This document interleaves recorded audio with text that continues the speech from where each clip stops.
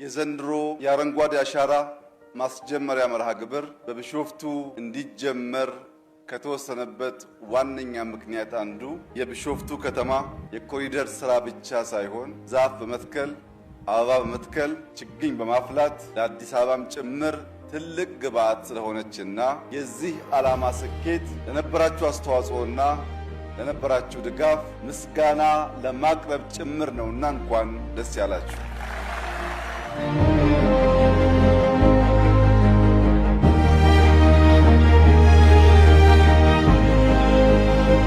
የአረንጓዴ አሻራ መርሃ ግብር በቀጥታ የኢትዮጵያን ሉዓላዊነት ከማረጋገጥ የኢትዮጵያን ብልጽግና ከማረጋገጥ ህልማችን ጋር የሚተሳሰር አንኳር ጉዳይ ነው።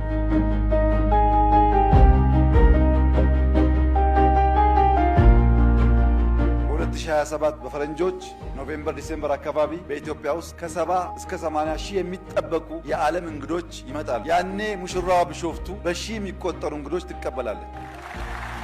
ይህ ስራ ወደ ኢትዮጵያ የመጣበት ዋነኛው ምክንያት ችለን ዓለም ያልቻለውን ሰርተን ስላሳየን ነው። 48 ቢሊዮን በነፃ ህዝብ ተባብሮ የተከለበት አንድም ሀገር ዓለም ላይ የለም። ታላቅ ታሪክ ነው። ዘንድሮ ከ8 ቢሊዮን በላይ እንተክላለን። በዚያ ወደ 56 ወይም ከዛ በላይ ለመግባት እንሞክራለን። በሚቀጥለው ዓመት ከምንጨምረው ጋር 65 ቢሊዮን ችግኝ ተክለን ነው ኮፕ እናሰናዳው። ኮፕ ኢትዮጵያ ሲዘጋጅ 65 ቢሊዮን ችግኝ መትከል የቻለች ሀገር የሚልን ዜና ለመላው ዓለም የምናበስርበት ጊዜ ይሆናል።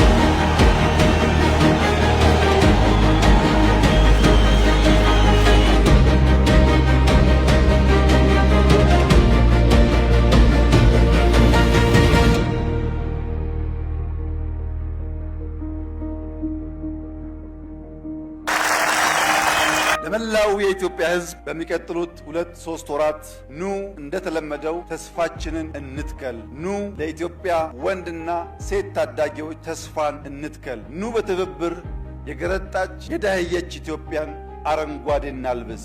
ኑ በትብብር ለዓለም ተባብረን አድዋ ላይ የፈጠርነውን ገድል ተባብረን አዲስ ገድል በማሳየት አፍሪካን፣ ዓለምን እናንቃ።